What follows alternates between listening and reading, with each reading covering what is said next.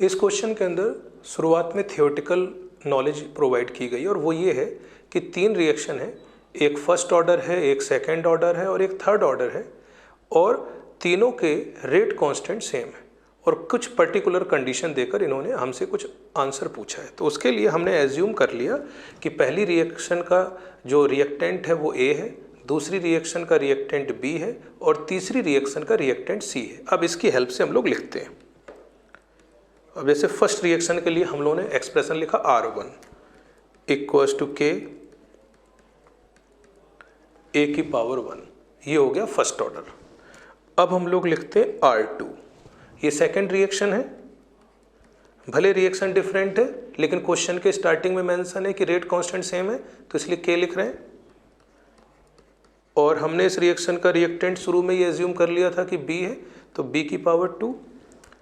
Similarly एक third reaction है जिसका रेट मैंने मान लिया R3 और उसका भी रेट कांस्टेंट सेम है और इसके लिए रिएक्टेंट हम लोग एज्यूम ऑलरेडी कर चुके हैं, वो है C, तो ये हो गया C की पावर 3। अब हमको कुछ कंडीशन गिवन है और उससे पूछा गया कौन सा ऑप्शन सही है। कंडीशन ये है कि उस मूवमेंट पर R1, R2 और R3 में रिलेशनशिप बताओ जब तीनों रिएक्टेंट के कंसंट्रेशन इक्वल हो, ये आपके क्वेश्चन में मेंशन है, और वो ग्रेटर देन 1 मोलर हो। क्वेश्चन गिवन कंडीशन चेंज होगा, आंसर बदल जाएगा। इस समय जो हम आंसर फाइंड कर रहे हैं वो इस गिवन कंडीशन के हिसाब से कर रहे हैं।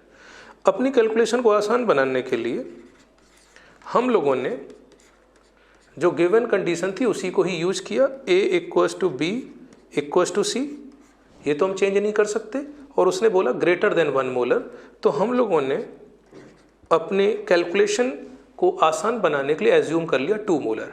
आप कोई भी वैल्यू एज्यूम कर सकते हैं, बस एज्यूम करते समय आपको ध्यान रखना होगा कि वो वैल्यू ग्रेटर देन 1 होनी चाहिए, और हम लोगों ने एज्यूम कर लिया 2 मोलर।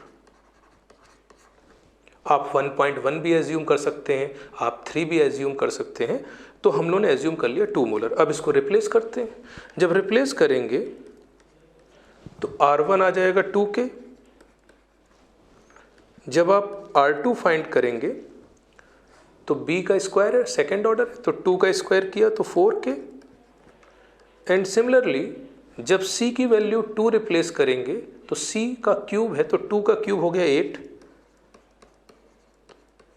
R3 इक्वल्स टू 8 के। तो वैल्यूज साफ साफ दिख रही हैं, R1 2 के, R2 4 के, R3 8 के। It means R3 is greater than R2 and R2 is greater than R1